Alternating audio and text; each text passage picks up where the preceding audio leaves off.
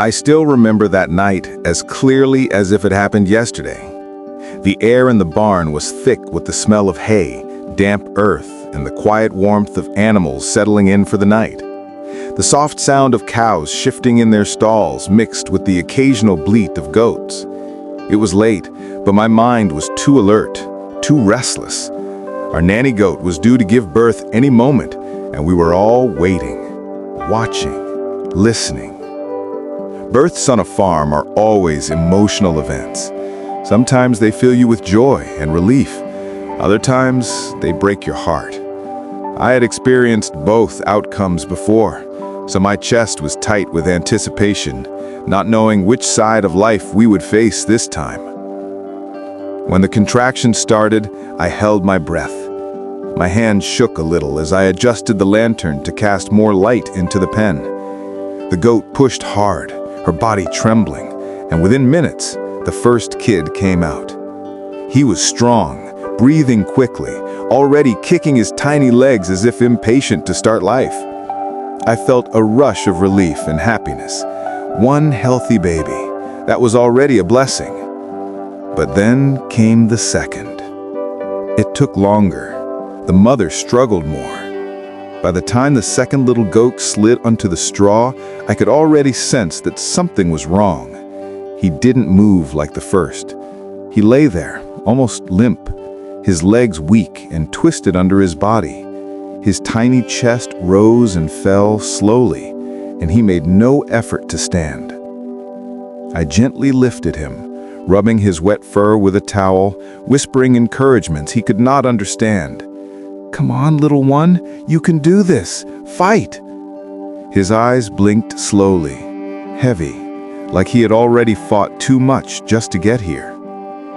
My family and I exchanged glances. No words were needed. We all saw the difference. One strong, one fragile. Two brothers, born into the same world, but not with the same chances. Still, I refused to give up. The first hours after birth are critical. We fed the weaker kid milk from a bottle, carefully pressing the warm liquid into his tiny mouth. He swallowed with difficulty, but he swallowed. That gave me hope. Maybe he just needed time. Maybe he would catch up. The days that followed turned into a routine of care. Every morning I went into the barn and found him lying in the straw, still unable to rise. His sibling was already running around, exploring the corners of the pen, jumping clumsily with the joy of new life. But this one, he only lifted his head now and then, bleated weakly, and looked at me with eyes that seemed both tired and pleading. I would kneel beside him, stroking his soft ears. "Don't give up, little guy. We're here. We'll help you." And we did. We fed him milk several times a day. We moved his tiny legs gently, hoping to strengthen them. We placed him upright and tried to balance him, but each time he would collapse back onto the straw, exhausted. Days passed. The stronger kid grew, bounding with energy. The weaker one remained the same, always lying down, always needing us to bring life to him because he could not reach for it himself. It was heartbreaking. Farming teaches you resilience, but it doesn't protect you from pain. I carried a quiet weight in my chest every time I entered the barn. I wanted so badly for him to live, to stand, to run with his brother. But each day that passed without progress chipped away at my hope. Still, there was something in his eyes. When I fed him, when I cleaned the straw around him, he would look up at me. His gaze wasn't empty. It was alive, as if somewhere deep inside he hadn't surrendered yet, even if his body refused to cooperate. At night, I lay awake thinking about him.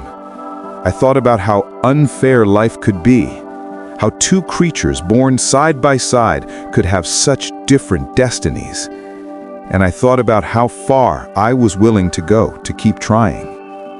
Every story on a farm begins with hope. In those first days, despite the weakness, despite the worry, I still carried that hope inside me. I told myself, maybe tomorrow will be the day he stands. Maybe tomorrow we will see a miracle. But miracles don't always arrive when you expect them. The days rolled into weeks, and the contrast between the two kids only grew sharper. The strong one was leaping around the pen, climbing onto small bales of hay, testing his little horns against wooden posts, full of life and curiosity. The weak one remained where we left him, always on the straw, always needing our hands to bring food to his lips. At first, I still carried that stubborn hope. Every time I stepped into the barn, I thought, maybe today his legs would hold him. Maybe today he'd push himself up and take a wobbly step. But each time, the scene was the same. He lay there, fragile and quiet, his breaths steady but faint, his eyes watching me with a tired persistence. I fed him the bottle, feeling his weak jaw trying to close around the nipple, his tongue sluggish as he swallowed. His life was still there, but it was thin, flickering like a candle fighting against the wind. My family began to say it out loud, the words I didn't want to hear. "He's not going to make it," one said softly as we watched him. "We're only prolonging it. It's cruel to keep feeding him if he has no strength to live." I wanted to argue. I wanted to shout that they were wrong, that he would make it. But when I looked down at him, so small and motionless compared to his lively brother, I felt the truth pressing heavy on my chest. Still, I whispered to him at night, "Hang in there. Please hang in there." We tried everything. Warm cloths, gentle massages of his legs, holding him upright, even just for a few seconds. But his body had no response. He would slump back down, sighing softly, as if even the effort of being placed on his feet was too much. Then came the day when my own resolve cracked. I had gone to the barn early, the sun just beginning to rise. The cold morning air rushed in as I slid the heavy door open. I found him there, exactly where I had left him the night before, his little head resting against the straw. His eyes fluttered open slowly, looking at me, and in that moment, I felt it, the crushing weight of hopelessness.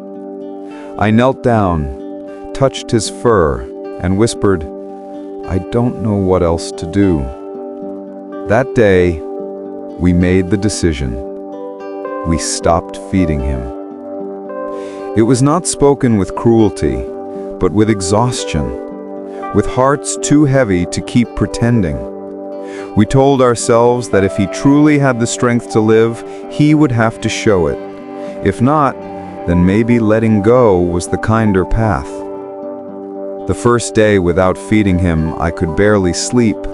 My mind kept circling back to him, imagining his tiny body, hungry and weak, still lying there. The guilt gnawed at me like sharp teeth. I wanted to run back, to give him the bottle, to undo the decision, but something held me back. Maybe it was despair, maybe it was resignation, maybe it was fear of hope breaking me again. The second day was worse. I avoided the barn for as long as I could, not wanting to see him, not wanting to face the silent accusation in his eyes. When I finally went in, I found him unchanged, lying in the straw, breathing shallowly. He looked at me, and for a moment, I almost reached for the milk again. But my hands froze. I turned away, my chest burning with shame. Day after day, the same routine. Feed the strong one, watch him grow and play, while the weak one lay silent in the background. It felt cruel, it felt wrong, but we had convinced ourselves it was reality. Some lives are too fragile. Some simply do not last. By the fifth day, I no longer expected to find him alive in the mornings. Each time I opened the barn door, I half expected to see only stillness, a tiny body already gone cold. But every time, there he was, barely moving, but still breathing. It was almost worse that way.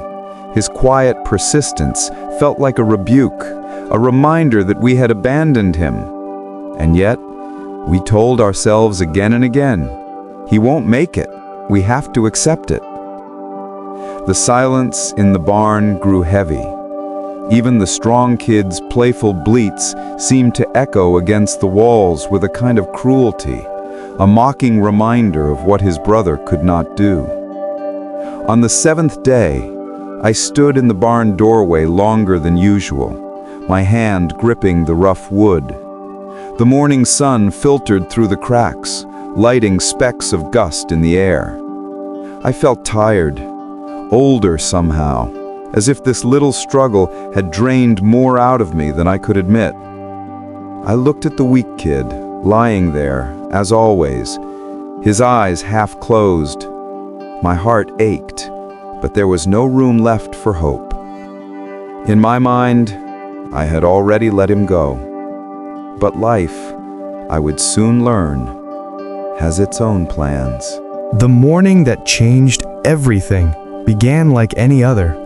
I slid open the barn door, the familiar creak echoing through the still air. The smell of hay and animals washed over me, grounding me in routine. I expected the same sight I had seen for more than a week. One strong kid, bounding with energy, the other lying silently in the straw, fading away slowly like a shadow. But that day, something was different.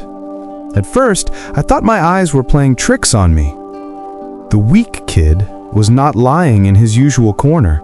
He was upright, standing, wobbling but standing. His thin legs trembled beneath him, his body swayed, yet there he was, balancing on his own for the very first time. I froze, unable to breathe. My heart leapt into my throat, pounding wildly as if it wanted to burst out. I blanked, thinking maybe it was a cruel illusion, but no, he shifted, he moved. He took a clumsy, staggering step forward and bleated, the sound weak, but alive. Alive. I dropped to my knees, my hands trembling as tears filled my eyes. You did it, I whispered, my voice breaking. You're standing. The strong kid bounded over and sniffing at his brother with curiosity, nudging him playfully. The weak one stumbled but did not fall. He pushed back, unsteady but determined, as if announcing to the world that he was not finished. I called my family, my voice urgent and shaking. They rushed into the barn, their eyes widening at the sight. "He's up," I said, hardly believing my own words. "He's walking." For a long moment, we all just stood there, silent, watching the tiny miracle unfold before us. His legs, weak and thin, carried him a few more steps before he sank back down onto the straw. But even then, the fire was in his eyes. He wasn't giving up anymore.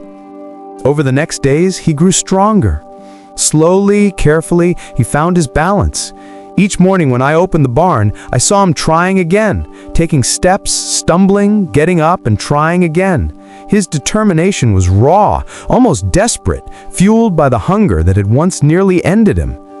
We began feeding him again, this time with renewed hope, and he ate with a hunger I had never seen in him before, as if his body had finally decided to fight alongside his spirit. With every meal, with every step, he gained strength. The barn that felt heavy with despair now echoed with life. The once silent kid now bleated loudly, demanding food, attention, space. His brother was no longer alone in his games. The weaker one joined in, awkward but joyful, chasing, playing, living. And with every moment, my heart swelled. I thought back to the week we had given up on him. The guilt still stung, but alongside it came awe. How had he survived? How would he find the will to stand after all that time without help? The answer was simple, though not easy to accept. Life is stronger than we think. One evening, as I sat in the barn watching both kids curl up beside their mother, I realized something. On a farm, you face moments that test you, that make you question hope, faith, and even kindness. Sometimes you lose. Sometimes life is cruel. But sometimes, just when you have surrendered, life surprises you with its resilience. That little goat taught me more than I expected. He taught me that miracles don't always come when you beg for them. Sometimes they come when you've already let go, when you no longer expect them. And when they do, they remind you that even the smallest, weakest creature can carry a strength you cannot see. I leaned back against the wooden wall of the barn, listening to the soft sounds of the animals settling in. The air felt warmer, lighter than it had in weeks. I whispered into the quiet, more to myself than anyone else, never give up too soon. Because that was the truth. That fragile little kid, who had once seemed destined for death, had stood up when no one believed he could. He had shown me that sometimes the line between giving up and holding on is thinner than we realize, and that sometimes, against all odds, life chooses to fight. And I knew I would never forget it. Thanks for watching. Don't miss the next story.